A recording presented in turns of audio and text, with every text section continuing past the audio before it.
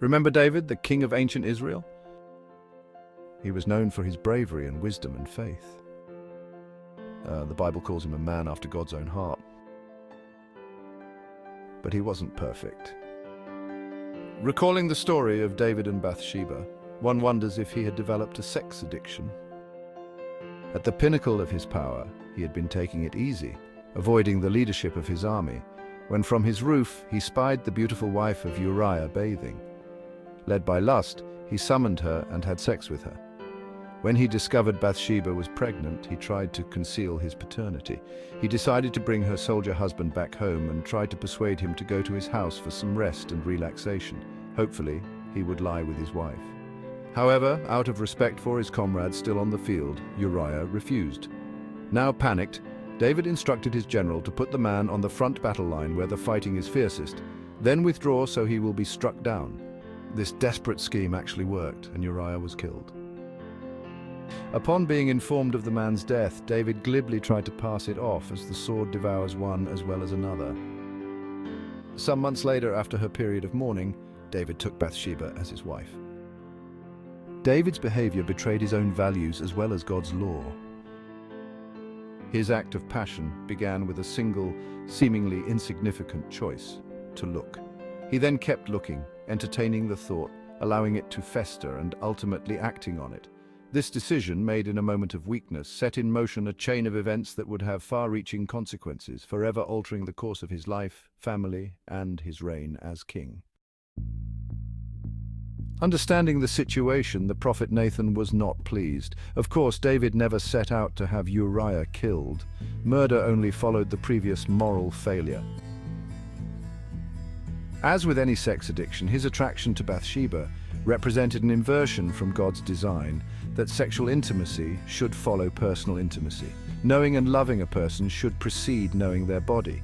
This principle of chastity is designed to protect persons, especially women, from being used as mere objects of sexual satisfaction. But when lust bypasses love, the experience of emotional bonding and commitment as persons invariably suffers. In those days, people did not demand an audience with a king, much less confront him.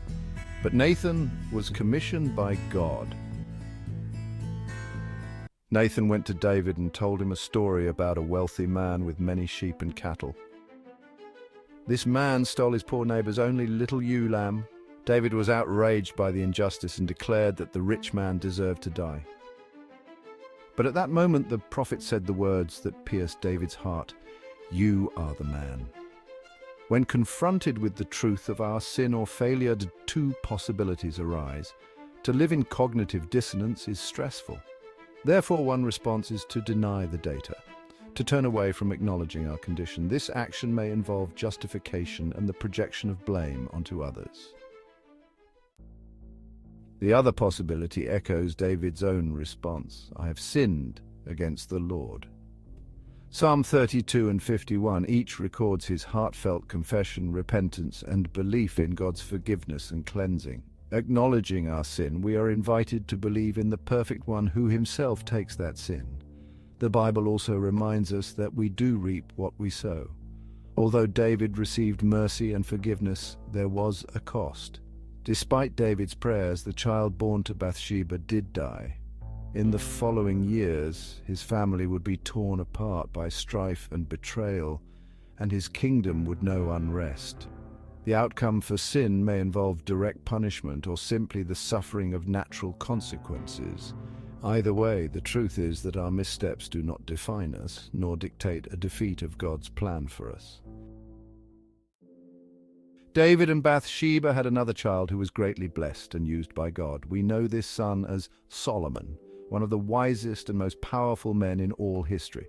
Solomon's reign was a testament to God's grace, a beacon of hope emerging from the ashes of David's misstep. God used even the darkest chapters of David's life to bring about his divine plan. David's life, a legacy of grace, exemplifies the truth that God can redeem even the most shattered lives and use them for his glory. For more on God's ways with sexual sinners, please check out Sex and Society, God's Design, Tradition, and the Pursuit of Happiness.